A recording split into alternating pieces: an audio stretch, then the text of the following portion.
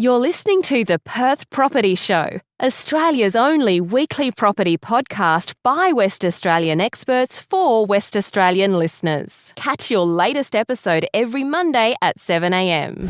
Good morning, everyone. Welcome to the Perth Property Show. Trent here, your host as always. And what a massive celebration it is today. Not at any point in time in 2018, on the 2nd of December, when I had my main man, Brendon Ptolomey, in the room on our first ever episode, wondering, what is this? Where is it going to go? Did we ever imagine, Brendon, that 4 years down the track, we would get to episode 200? Thank you so much for being a part of it. And it could only have been you. How romantic is that? Oh, fantastic. It's just what a coincidence that I'm here for the 200th show. Thanks for the invite, mate. Unbelievable. When I asked you that date, I just couldn't believe that it is 4 years ago. That's amazing. I think today what we do is we spend the time going through not only celebrating what's happened over the last 4 years in the podcast, who we've gotten on, the great guests we've had on, the topics we've spoken about, but more importantly, where the market's gone, the journey the market has been on in the last 4 years, and how we've, as a society, ridden that wave through COVID, through the Haynes Royal Banking Review, through increases in building standards, increases in building costs, and how the market has reacted to all of that. So for the first time ever, in 200 episodes, I am going to hand the reins over today to the only man I would trust to do so. And I cannot say again, as always, you are going to host this episode, Brendon Ptolomey. Thank you so much. Go for it. I've waited all my life to do this, mate. So you've got the stage. No, I really appreciate that and your trust in terms of having me in here, mate. The other thing that you missed there was just the building grant. So COVID affecting our economy. Who would have thought that the last 4 years that we would have some of the most tumultuous events in the property market that we've ever seen? So that's been pretty crazy, and really, really happy that you've been here to document that along the way. And you should be commended in terms of starting the podcast, number one, having the vision to do that, and then also the way that you've made it track in terms of tracking individual suburbs, tracking the whole market, and then also getting on some fantastic guests as well. Thanks, Brendon. Yeah, it has been such a journey. When I think back, I've had to have a look at who we've had on, and I'm sure you'll talk to them today, but it's only gone from strength to strength, hasn't it? We've had so many great suburb spotlights. We've had some big players in the industry. We've had some really small players as well who are stuck in their little niche, but who all have some really important things to say. And you're right. Back in 2018, the name of the first episode was "Is Perth on the Way Up?" ? Yeah, the two of us were postulating where the world was at, the segments of the market that had green shoots, and the segments of the market that were still knackered. And I was sitting there saying, guys, trust us, we believe the market will go up. And I think a quote you said in an early stage on the regional market was, "This is the bottom of the market." In 2018, this is the bottom of the market in Karratha. Buy a property. Yeah. And geez, imagine if people listen to you. Yeah, well, exactly. It'd be really interesting, and maybe you'll get some feedback about whether people have listened to some of our tips along the way. Clearly, we're not giving out financial advice, but if we go back and have a look at what we said about Perth Metro and those regional areas back in 2018, we're encouraging people to go and buy property. We were pretty confident. We're very confident that we're at the bottom of the market and that we're going to move up from there, subject to a few factors, but we can look at hindsight. We can see some REWA stats that say that essentially we were correct over that period of time. Well, what we could see also was we're going through the Haynes review on the mortgage broking banking side as well, seeing that things were going to have to loosen up too. Yep. And that was a big factor. The first factor there was in 2019 when the banks finally loosened the purse strings after APRA let them on the floor for their assessment rates. HEM was being assessed a bit differently as well. You know, we look at COVID and the impact that had. Yep. I think back in 2018, 2019, we were fixing interest rates at 4% and a bit and saying it can't get any lower. That's a fantastic comparison to get at the minute in terms of what a standard variable or discounted standard variable would be now compared to what those rates were back then. What's about that now, isn't it? Exactly. And the storm that we see around the media at the moment in terms of cost of borrowing, clearly things have changed, as in they've bottomed out and come back up, but there's some pretty dramatic events that cause that as well. When I think about that mindset, you know, I'd love everyone to go back and listen to a few of those early episodes with Sam Carello, for example, talking about mortgages and how we were confident that a 4% rate was a pretty good rate at the time. And that was with prices that were maybe 15-20% lower at the time than they are now. Obviously, they dropped a bit more in 2019 and then they've come back up. And when you think about an interest rate of 4% when we're at that now, again, we shouldn't be complaining. This is a normal situation that we're back at. We probably expect another 0.5%, maybe a little bit more in the market to come, and we should be embracing that. It means that the world is pretty hot with regards to demand. There's still a lot of cash around. Yeah.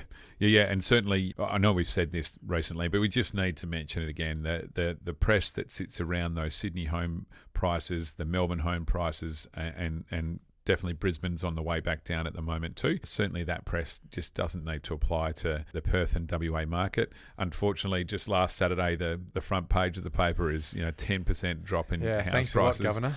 And then you read into that article, and it's a nationally based statistic that really doesn't apply to WA. So it's still disappointing that we're running those stories when our market, in terms of the activity out there at this very point in time, is as good as it was this time last year, and values are higher than they were this time last year. Yeah, we look at the weekly stats, and sometimes I'll see it go from 950 down to 860 transactions a week. And I go, I wonder if the market may be softening a little bit.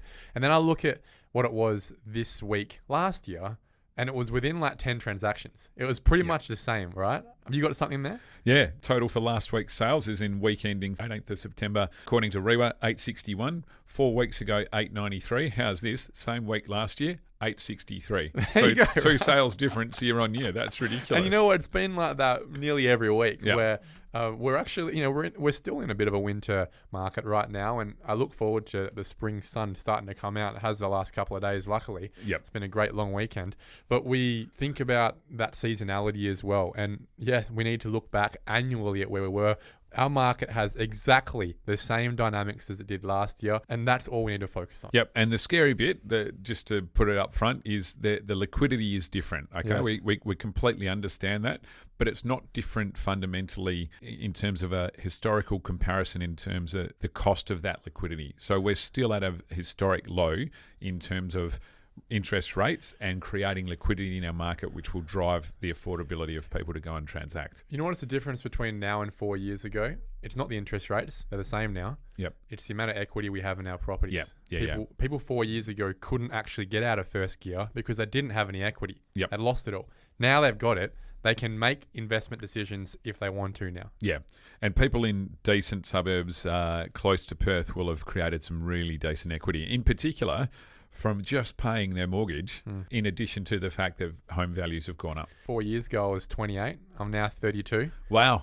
And just married? Just married a couple of weeks ago. It was a fantastic event, and makes you think about the priorities in your life, right? And we start thinking about Simone and I buying a family home, and off air we were talking about how the most tax-effective investment you can ever make in your life is the family home. You can go and absolutely stretch yourself to the hilt on something that you can enjoy. Make sure you can afford to pay that mortgage, of course, but one day in 20, 30 years' time, that $1 million house that might be worth $2.5, $3 million by that point in time, based on just the way that the world works with capitalism, all that profit is tax-free. Yes. Isn't that interesting? It is pretty crazy, in particular in the way that people chase profits in other financial sectors. So whether it's stock market or bonds or crypto or whatever you're trying to do, there is always tax on any of those money-making propositions. And still, it's pretty unique in Australia that the principal place of residence is tax-free. And how you can maximise or utilise that profit that you make is always a good question, and what risk people are prepared to take. So motivation for starting the pod. You're sitting around obviously 4 years ago, had the business going. What was the motivation to get the pod up and going? For me, I'd grown up as a guy in his early 20s, always looking to learn about property, right? It wasn't my job. Property wasn't actually a career of mine until my mid-20s. However, I always loved it. I loved the industriousness of it, the fact you could see it and build it. But the thing that always let me down in Perth is that the only people you could learn from were people trying to sell you something. And most of them were coming from the East Coast trying to sell you really dodgy education packages. There are companies out there that are unfortunately still operating today. Luckily not coming over to Perth that often anymore. COVID's helped that. But also I hope this podcast has helped fill that vacuum. And the point was, I'm sick and tired of these spruikers coming across selling their house and land package, selling their education programs to unknowing first generation, normally Australians. they give away a tiny amount of information that's generally available online, and then hit you with some $10,000 education program. The Hilton, the Langley, the Novotel, all these places in these these meeting rooms, right? You'd be there on a Tuesday night at 7:00. You ever been to any one of those, Brendon, back in the day? Not paid for. No. Well, they're all free, by the way. All these seminars are free, right? And they're all in the guise of helping give away free information. Nothing's free, right? The cool thing about this podcast is it is actually free. The whole point of it is I wanted to start this thing. I didn't know whether it would last 1 episode or 10 episodes or 20. I didn't know if anyone would come on. But we're 200 episodes down now, and some fantastic people have come on giving away such amazing information. And the whole point of it was to fill that vacuum. If we could give enough information to West Australians that was useful enough, then they wouldn't bother going to those free seminars that they get sold at. And to this day, we are still ad-free. We've not made a cent off it. There's no marketing. Brendon Ptolomey doesn't pay to be on here. I don't pay you. No one gets paid here, right? We're just trying to do a good thing. And if in a job like property, where it can be very transactional, it can be very adversarial, you can make a lot of money. You can lose a lot of money. If we can have this one thing where I can do it on a weekly basis and give back, this is my service to the community. Obviously, we provide a lot of services that we're paid for. But this is one of those things where I can go, you know what, I'm doing a good thing. Hopefully it looks like it's making a difference. And certainly the hardest thing for most consumers out there in property is who do you trust?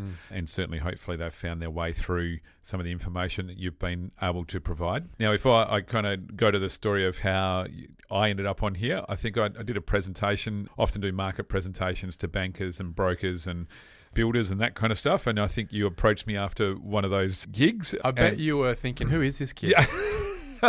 That's about exactly what I was thinking. And you always get approached after being a valuer with the half decent brand here in Todd White. We do, a fair number of the valuations for finance around town every single day. Well, your arm's length. Everyone knows if you're a valuer, there's no agenda. So we're giving the bank the most honest answer that we can, and I'll always get approached by a banker or a broker who we've probably upset in some way. So their customer hasn't got the outcome that they thought they'd get. The estimate was high and the value was low. So I'm always a little bit wary about who comes up after I've gotten off stage. Always very welcoming. And so you bowled up and you're telling me that you're going to make a podcast, and I'm like, just going, who the hell is this guy? Obviously went and Googled you and worked out what was going on. And from our point of view, we're attaching our brand to yours, and so we be a bit skeptical about that. And clearly, what appeals from our point of view is that trust and that honesty in terms of, again, we don't sell anything in our business. We're a bit weird in the world of property, so we're coming from a pretty similar point of view.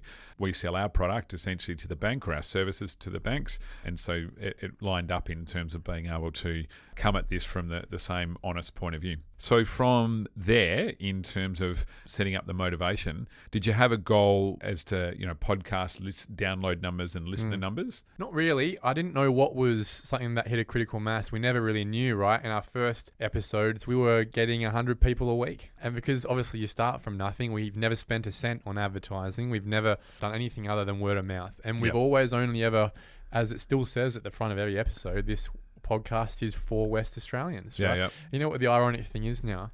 Half of our listenership is from the East Coast. Really? And we've never marketed to anyone on the East Coast. We've had one Sanjeev Sar. We've had one guest from Sydney. And he's a fantastic guy that's come in and talked about their perspective of the Perth market from a buyer's agent's perspective. But other than that, it's interesting how it's a really cool stat. And I think we've said this before, but a year and a half ago, 10% of our listenership was from the East Coast. Yes. Now it's half. And what to me that demonstrates is a really awesome statistic that people should be taking note of, is it demonstrates it's a proxy for the interest the East Coast has in the Perth market. Right? If they weren't interested in Perth property, which they certainly were not interested in 4 years ago. No one was interested in Perth property 4 years ago from the East Coast because they were doing so well. half of our listenership now is from the East Coast. Yeah, right? that's amazing. And that actually lines up perfectly with some of the big agents we speak to on a daily basis. Shane Beaumont, Mike Jesselin, these guys will say often. Last week, Shane said to me, Trent, more than half of our buyers now from the East Coast. Yeah, it's pretty amazing, and we're seeing a lot of that in the contracts of sale that we see through the mortgage process or mortgage finance process, and most importantly, they're buying in regional WA as well as in Perth Metro, which I'm not sure that they've done a lot of that in the past in previous cycles. But welcome to everyone listening that's not from Perth. This podcast is for West Australians. It always will be, but it is certainly not exclusive to West Australians. If you wanted to take the time to learn from us and understand the West Australian market, you're more than welcome to. Yeah, and hopefully they've picked up on our discussion around population growth in the past. We've got an economy that is still going very strongly over here. Yeah, come join us. We absolutely need people to move to Perth, and there is some supply issues in terms of coming into the market, but the population stats that were just released in the last couple of days show positive migration to WA, so there's certainly a trend happening there, and you could do a lot worse than cashing out of Sydney, Melbourne and Brisbane at the moment and moving into WA. To round that off, to answer your question, we're now sitting up above a couple 100,000 listeners. Yeah, that's amazing. Yeah. Oh, well done, and congratulations on that. That's just absolutely awesome. It's fulfilling in a way that it means that the people we get on are certainly interesting, but also they're trusted and they're giving the right information.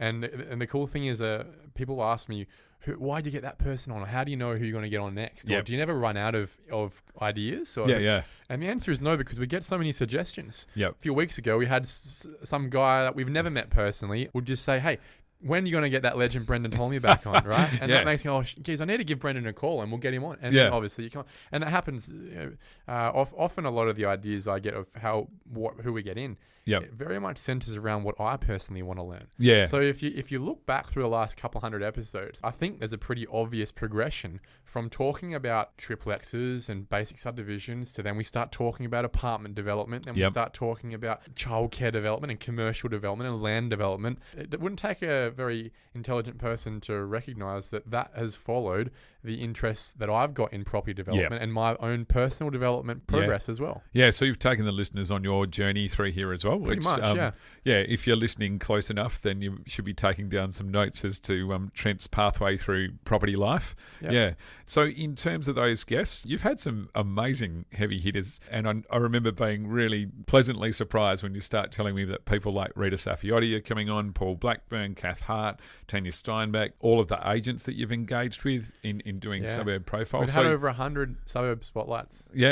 So firstly on guests, what's been the most kind of rewarding discussion? I know you don't want to kind of name favourites or anything, but in terms of those high-profile guests coming on? Well, getting the planning minister in, Rita Safiotti, and I ran into her at Restore a couple of weeks ago, and I said, do you want to come on again? She said, yeah, book a time. That's awesome. She's certainly interested in coming in again.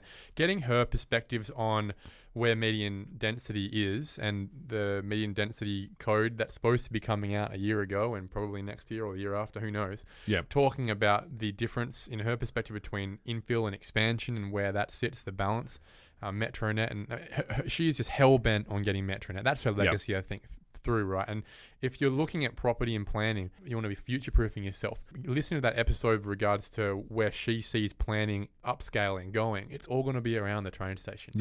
So that's a pretty easy one. Probably the biggest fish we've had outside of Rita Safiotti was certainly a few weeks ago, Paul Blackburn. I mean, that guy is probably, I would say, the most successful developer we've seen in the last 10 years. He hasn't put a foot wrong. In development, often you do well 6, 7, 8, 9 times and then you'll lose one on the 10th one. He hasn't. He just has gone from strength to strength and is making huge legacy outcomes in Perth, where his brand now is essentially, if he's doing something, you know it's going to be good. And you know he'll get the money. You know he'll sell it out. Imagine building a business like that. So that's someone I've looked up to from a professional point of view for a long time. To finally get him on, it took about 3 years. Brendon. Really? Yeah, he's always replied. He's always been very courteous, but it took 3 years until we actually got Evan Campbell on, who was another very successful property person in WA. Used to be the CEO of Mervat a few years ago. He's an advisor to Paul. And it wasn't until I got Evan on that Paul listened to Evan and went, oh, geez, that's a good podcast. Yeah, I'll be happy going on that. Yeah, that's great. So, sort of snowballs like that. Yeah. But, some of the, obviously, I love having you on. We get some fantastic conversation. People just love the chat as well as the data. And again, you've never put a foot wrong, Brendon. Dylan Canby, who's no longer at REWA, but he was the analyst at REWA, giving some awesome stats about that. Yeah. And then just to the smallest things, man. We've had podcasts about home theatre technology, about solar technology, sustainable landscaping, air conditioning, interior design, property staging. As I said, we've had 100 different suburbs. For everyone listening from the East Coast especially, if you want to learn about a suburb that you're thinking about buying into, we've probably done a spotlight on it. Search in the keywords for the suburb you're looking for. We've probably spent half an hour talking to the number one agent in that suburb talking about it. Yeah, calling out some of those, in particular the property-specific podcasts too, just to go back and one that it's recent, but to go back a few weeks ago, the Sustainable Design and Construction from Dave Minot was really good. Just it was really well received. Lots of listens.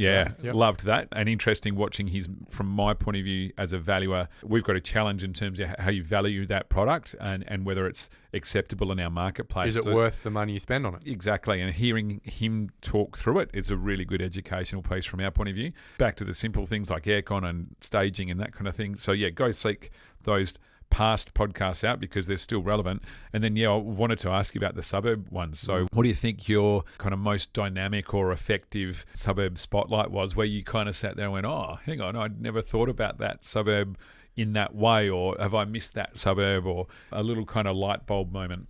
Yeah, I think the best ones are the ones where, for me, obviously I'm most interested in the subdivision opportunities and the development opportunities.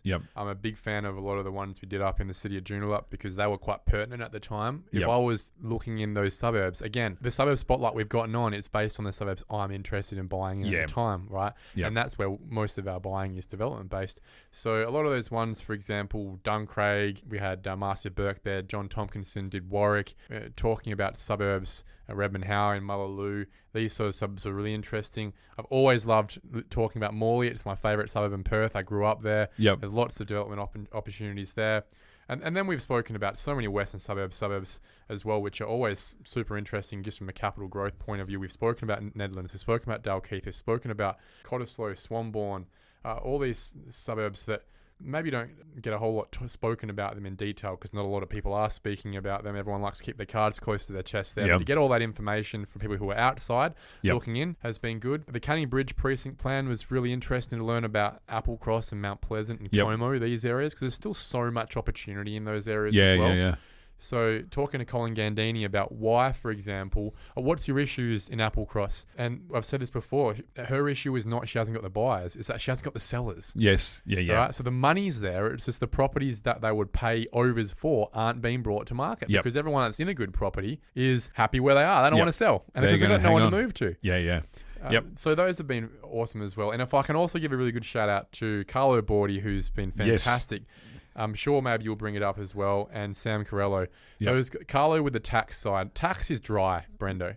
It's really hard to get through. But the amount of answers that are provided in Carlo's episodes, anything you need to know about property tax and all those quirky questions, from capital gains tax to interest expense to depreciation to what happens if I buy this, subdivide this, live in this one, sell that one, I time it that way, I wait 12 months. All these things, all the answers are there. Look up Carlo in the search engines and you'll find all the tax stuff that you need to. And this is nationally relevant, right? Not just WA. And then Sam Corello, man, we've had the top mortgage broker in Perth for the last 4 years giving his information on the finance broking market too. So all that, it's really cool to hear the story from the first time he came on to now about where the rates have been.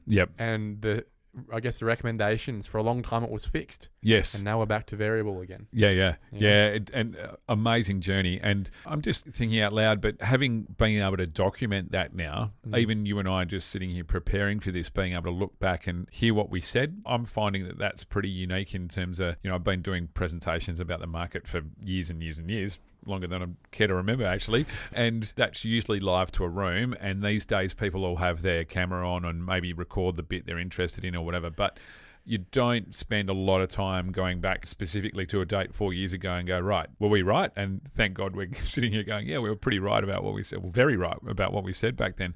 But then being able to do that the same in terms of potentially giving people some comfort about making future decisions based on reviewing what was happening in the past. But like you think about that with interest rates at the moment, it's a really good point to go back and see where we were. Yeah, think about where our heads were at when we were talking about interest rates back in 2018, 2019. Yeah. And how normal those numbers were.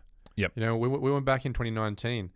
We were absolutely loving the fact we're at 4% because it wasn't that long ago before that we're at 6.5%, 7.5%. Yeah. People were paying 9s back in 2007. Yeah. Right. So we're looking at 4 going, mate, this is just fantastic. This is unbelievable. Because we remember we were paying $3,000 for our mortgage on our $400,000 and then it went back to $1,500. Yep. And now it's at 2. Yeah. Relax. Yeah. You know? To think back and actually have an almanac of all that data is, it's right. You're right. It's really cool. Yeah. And relax is a really good word at the moment because everyone does seem to be really stressed about it. And mainly because of the again, I'm harping on about it, but the press being driven out of the East Coast and their obsession with hassling the hell out of the RBA and their next rate decision means that it gives a pretty negative influence across decision making and risk profiling for our customers or our marketplace here in Perth and broader WA. So in terms of probably best property opportunity you might have seen through that period of time, is there something that someone's come on and said or done where you've got, again, kind of that aha moment? You know, you discuss, you come back to that Paul Blackburn discussion and you see what he's done with being able to push approvals, as in numbers of apartments on his sites, to the highest degree, and then the risk that the profile that he's had is unbelievable, and you have to give him massive credit for that and his team that have worked through that process. Obviously, he's been able to nail down finance because you can't do any of this without finance, and then to jump through the hoops of the planning laws. And my offices in Subiaco, I can see one Subiaco finishing off at the minute. It looks amazing. The streetscape starting to be revealed from behind the scaffold. That looks amazing. That site sat there for 10 years while the council argued with everybody about, and I just cannot help but look out the window now, having been through a couple of cycles. Our office has been in Subiaco for 10 years, and watching shops close, cafes go broke, people walk away in frustration, developments being declined, Subiaco Oval and the football walk away.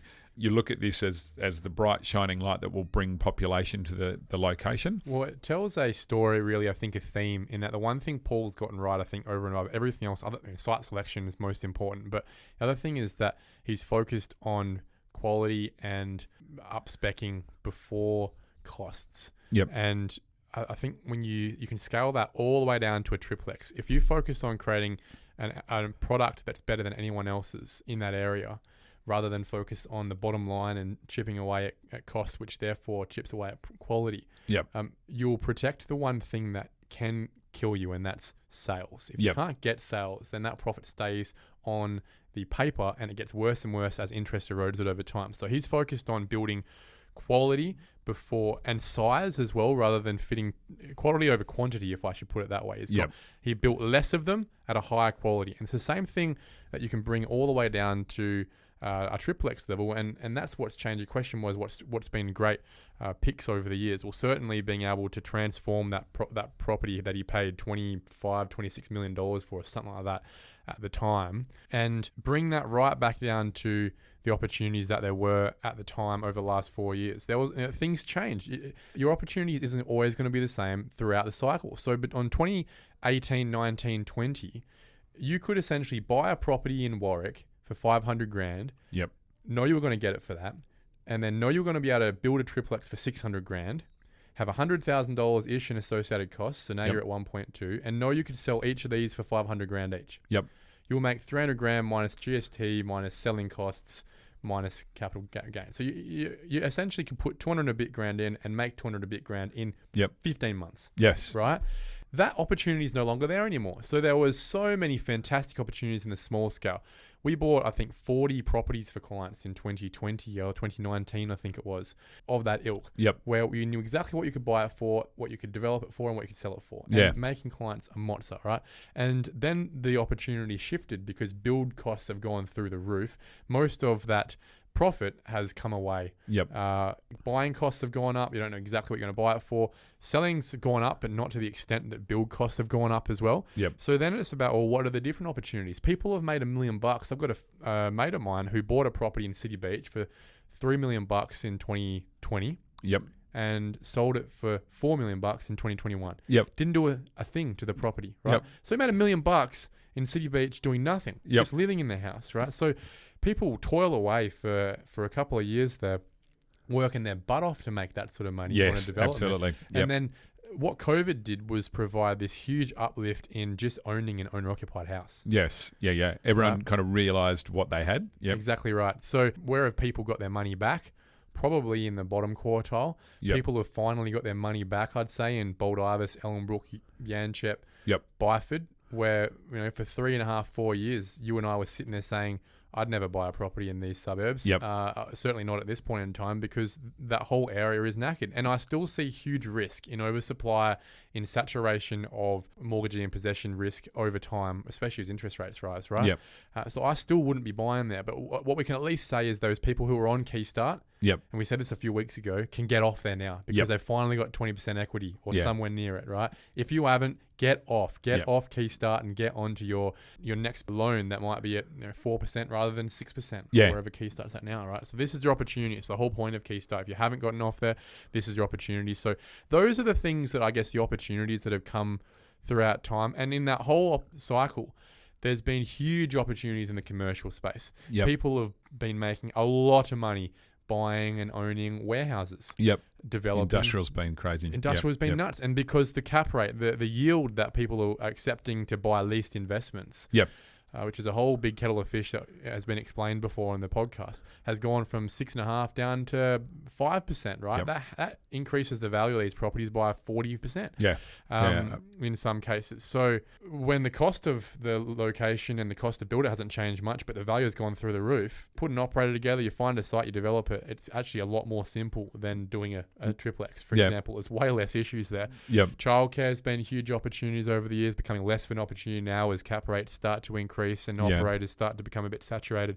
And the one opportunity that's really been dead most of that time that I think is going to start coming back is land development. Yep. A lot of land sites are starting to come up, and also apartment sites are starting to come up. At some point in time, apartments costs and house and land package opportunities have to start meeting a market. Yep. This is the time where you recognize that and you get in. Yeah, for sure. Yeah, and that's only because people have been sitting on their hands for the last few years doing nothing with it. Yeah, and so the forward costs in terms of raw materials for construction, for steel and timber, have started dropping away on international markets now. So does that mean we can probably look forward to secure a site now on the idea that by the time you're approved and you're looking to cost the construction, which might be 6 or 12 months down the track, it's going to be less than it is now? It has to start coming down. This is the issue though, Brendon. If I said to you, look, Brendon, every year your salary is $100,000, right? Yep. But we still want you to do your job.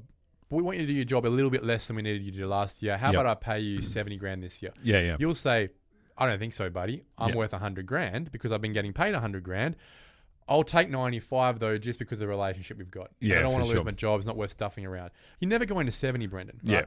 Anytime soon. And that's where the market is with trades and all that in Western Australia. Yep. Is that they've gone from making, let's talk about brickies, 90 cents a brick, gone up to $3 something a brick. Yeah, for sure. Now, I've got a builder of mine who just said that he's at $2.60 a brick. Yep. And lost a brickie at $2.20 because he wanted to pay him $2.20. The brickie said no. He said, "Well, go stuff yourself."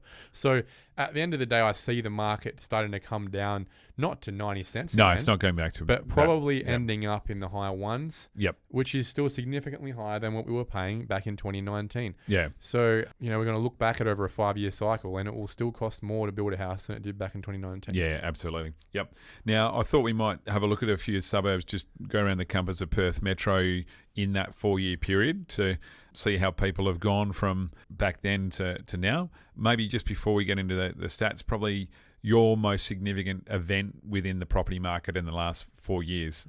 Most significant event has to have been COVID. Yeah. But I think there's a couple of things that also ran were the mortgage payments review, the Royal Commission. Yes. Yep. When that happened, what happened there is that the floor on assessment rates, which is what the banks assess your mortgage serviceability at, sat at 7.5% for a few years, and they were trying to cool the market down. When APRA allowed that to be released, the banks slowly dropped that to 5.5%. Yep. what that did, that differential there is about 25-30%. It artificially made everyone's serviceability and therefore ability to buy a property 25-30% more than it was the week before. Yep. And that's, in my opinion, what absolutely sent Sydney and Melbourne through the roof. It sent liquidity through the roof, and off Exactly. they went to borrow the money. That didn't affect Perth that much because we had no equity to buy a property with in the first place. So we were sitting there having less of a hard time getting a loan, but not absolutely scaling like they did in Sydney and Melbourne, who were already coming off good equity basis. We were absolutely keen. We couldn't even work off it. This is where my argument for continued growth in Perth is that we haven't even come out of second gear yet, which is surprising to a lot of people, but we haven't. The fundamentals prove that. What else is significant? Well, there's the building grants. That was a really, I guess, hindsight's fantastic, but has had massively negative impacts on our market. I think if the state grant didn't happen, we still would have had a really good jump in values throughout Perth. Still a great amount of construction happening, totally manageable. And the federal situation would have worked. The problem with that was that the feds and the state government weren't talking to each other. It was Liberal and Labor. And within 3 days of each other, have both announced the same program essentially.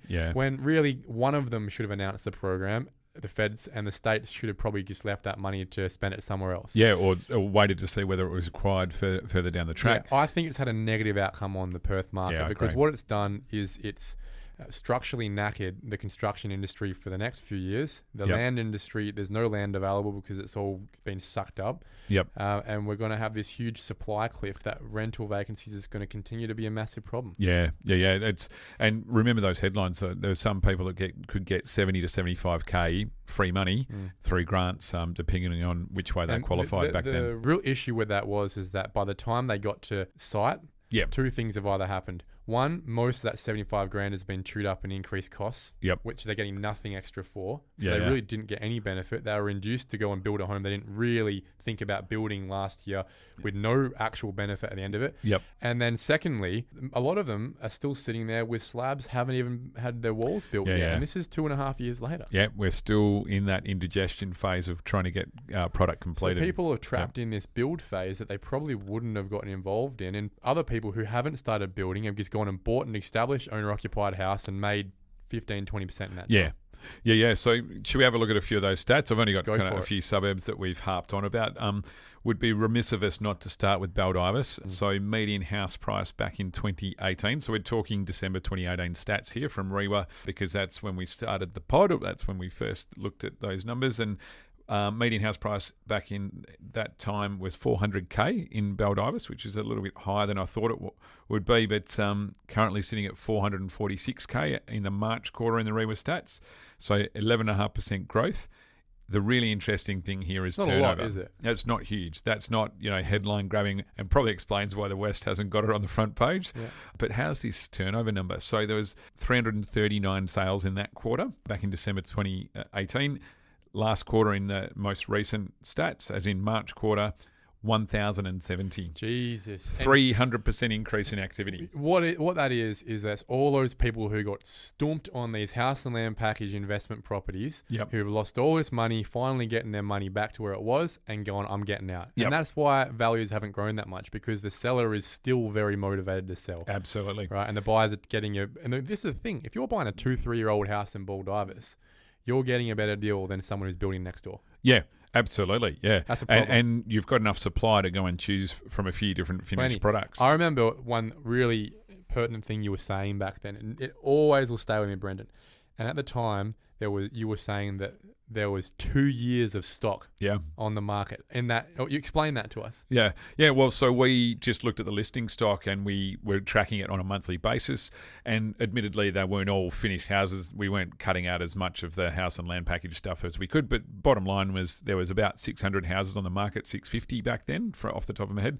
We're just saying, look, there's 2-3 years worth of stock here, whichever way you look at it. And so how is the market going to change rapidly, and how does it get traction from a value point of view if as soon as that one house is sold, another one comes to the market, number one, And as soon as someone looks at that house to buy it, they can go down the road and offer a lower number and get the same product. And so the market was ebbing backwards. And so now we can see that changed over that 4-year cycle, and that those sales rates have increased on a quarterly basis. But what I think it shows as well is that this is where our argument against house and land packages continues to sustain itself, in that people who have been sitting on these properties, whilst others in other areas have made 25, 30, 40%. Look at Coolbellup. Yep.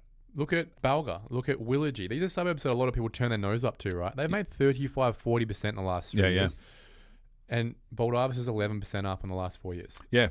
So Ellenbrook, similar, up by 13.7% from $386,500 to $439,500 as a current median house price in there.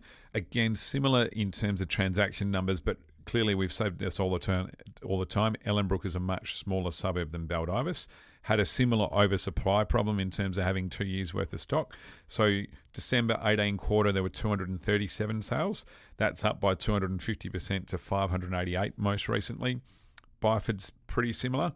So volume there is up by 250% as well, from 176 to 441. Interesting that median house price in there has only gone up by 8.5%. So from 410 grand to 445.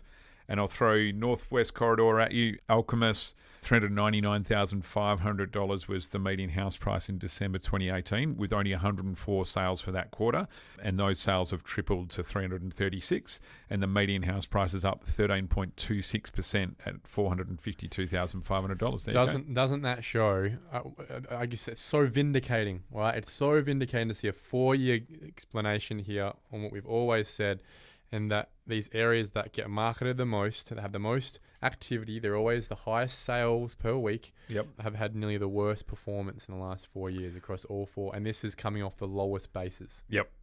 We've got to go back to Cottesloe as well. Let's go to the other side. and this was on the first episode we ever had.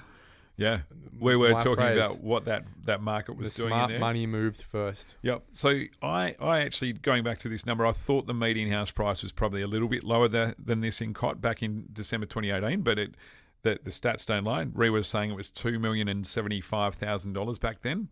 It's now currently $2,850,000, and so that's a 37.4% increase in median house price for Cottesloe in that 4-year period. And the volume's pretty interesting. It's quite steady. So the volume of sales back then compared to the volume of the sales now are pretty much the same. What happened is that the volume of sales last year blipped up by about 15% above normal. So obviously there's an undersupply of stock there in terms of there's only so much supply within that Cottesloe location. But it's interesting that the blip in activity happened last year. But just remember that's kind of year-to-date numbers too for 2022. In a place like Cottesloe, the volume of sales is probably not dictated by the demand. It's probably dictated by the amount of properties available. And there's a massive undersupply in there at the minute. Yeah. Look, I'm very well aware that when we sit here and compare the bottom of the market to the top of the market, it's easy to say, and also disregards the fact that 90% of people can't afford Cottesloe. Right? Yeah. Yep. But again, I make the same point. There are so many other suburbs that are infill areas that are close to transport nodes, that are older, less specky, less sexy, less marketing thrown at you, like Willagee, Coolbellup, Morley, places around Carlisle, for example. That a lot of people can afford, right? Yep. Even Beachborough. I remember looking at a property. We bought a property in Beachborough for $302,000 in 2019. Yep. It's now worth $450,000. Yeah, far out. And these are areas where the same price point, right? Yep. It's worth $450,000. It's worth the same as Baldivis. Yeah. People go, I wouldn't live in Beachborough. Yeah. Well, why not? Yep. If you would have made a lot of money. Yeah, right? exactly. Yep. Yeah, and really we're just trying to get people thinking and have that conversation around those differences in terms of outer suburbs of Perth, inner suburbs of Perth, and just get people thinking through their choices. The fundamentals and of where why their affordability property sits. grows. Yeah, yep. Right? Property grows not because they're getting marketed all the time and they're on the front page. There's a reason there's a lot of marketing, because it's hard to sell these properties, right? The reason properties grow is because they're close to good amenity, or they've had increases in amenity, I should say, over the time. Yeah.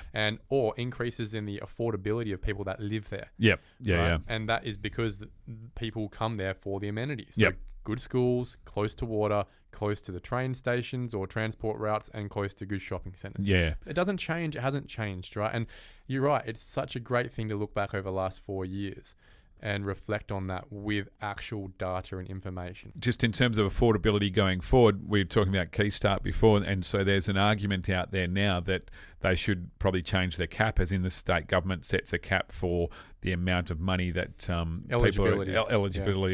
people are able to spend on a house and land package. So in my mind, that's holding back the market slightly, holding back people making that next decision. 100%. Not only the Key Start cap, but also the first home buyers stamp duty free cap of $430,000. McGowan needs to look at this seriously. If he's going to actually impact the rental market, which is the core problem here, it's not affordability in the sales market, because we are the most affordable state in the country, and we are as affordable as we were, or actually more affordable than we were 5 years ago because of wage increase, and interest rates are the same. Wages have increased, prices have increased not as much as wages, surprisingly, to a lot of people.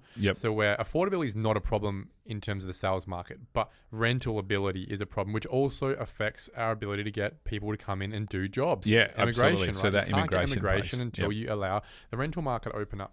You can't do that unless people leave the rental market and start providing spots for people to rent. And how do you do that? You avail more people to buying. The easiest way to do that, especially when you can justify it, given the median house price is back to the 500s, is index the first homeowner's rate of duty threshold to the median house price. Anyone under that can get their first home with no stamp duty. Anyone above that, well, you obviously don't need it. Yeah, and that 4-year period shows that indexing it to the median house price of Perth would not be that scary, because it was the median house price in December 18 was $500,000 and it's $527 now. So you're just getting the market to move, or the parameters to move with the market. Change it on a yearly basis, I'd say, so it's not changing too often, so people can know what they're working with.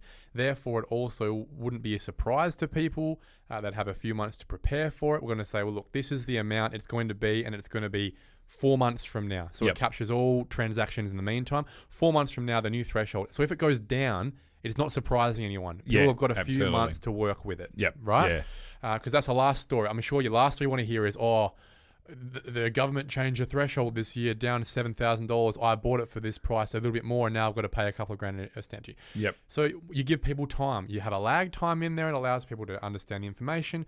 And then what it does is it opens up $100,000 worth of property. So everything that's from $430 to $530 or $550, wherever you say the amount is at the time, that now people don't have to spend $20,000 of their cash on tax. It's a very inefficient tax. A good tax is one like cigarette tax that stops people smoking, keeps them healthy, and also we don't have to pay so much for hospitals for them to be in hospital, right? That's called an efficient tax. This is the perfect example of an inefficient tax, because what it does is it not only doesn't help anyone, it slows down transactions and it increases the friction of transactions in the industry. The more transactions you have, firstly, lifestyle, people can move more freely. Therefore, they'll move to new jobs and things like that without the excuse of, I can't leave my home. But secondly, it creates more work. There's more work for valuers. There's more work for mortgage brokers, for the banks. Everyone working there. There's more work for real estate agents, building inspectors. All these people get more work because there's more transactions. There's no downside to that. And the tradies doing maintenance and that kind of stuff as people update things. Exactly right.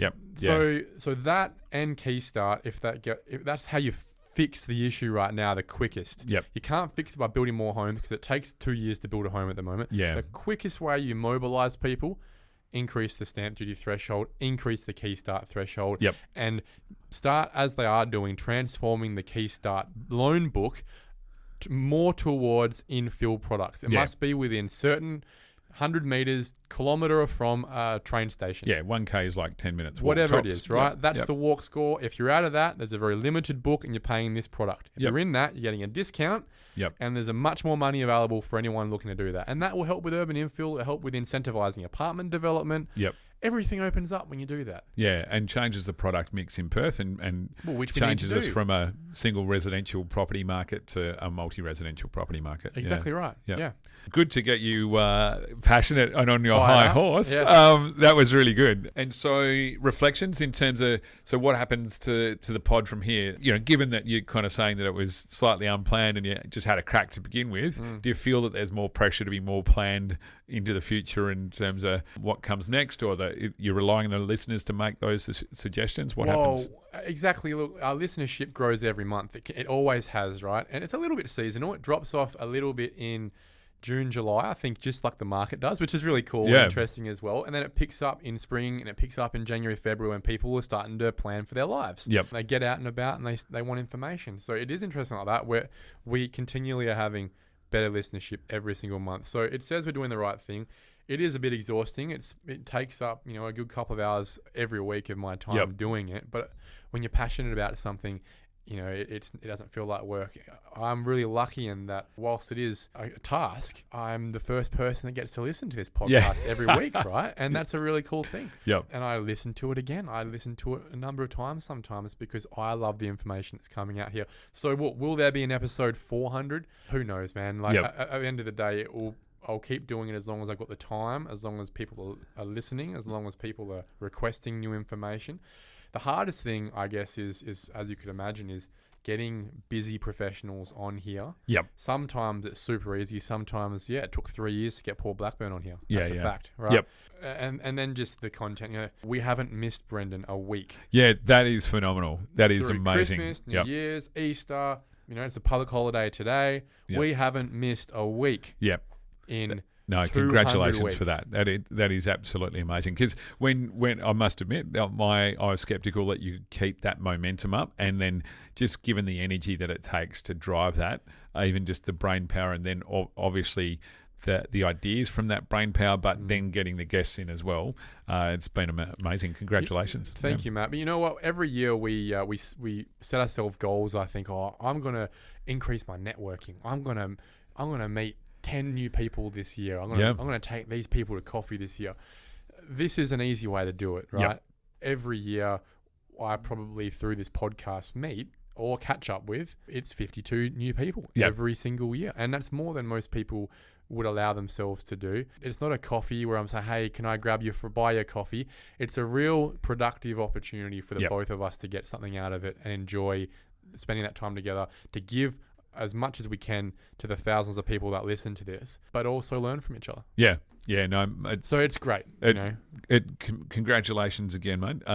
You need to be commended for starting it off, for getting the traction, for going hard at the people that you wanted on here, and for evolving it from some simple ideas around topics through to some really complicated guests in terms of having the planning minister on here and giving her the platform to explain her policy and her vision is absolutely fantastic, and giving that information to all the listeners out there has been really good. Thank you, Brendon. Look, I don't even know what next episode's going to be, to be honest. I haven't even picked it yet. So that's how live it is. Yeah. Sometimes we'll get to a Thursday and a Friday and go, Jesus, I haven't actually picked someone for next week. But somehow we've always been able to pull it together. So thank you, everyone listening. It's been an amazing 200 episodes, so much support, and I'll do my best for it to keep going. Yep. Anyone got any suggestions on what it is you want to hear, who you want to hear it from? No one really says no to come on the podcast these days, so it's more likely or not than we'll get them. Yep. So put your suggestions in, guys, like you always do. Ask questions and we'll continue to answer them.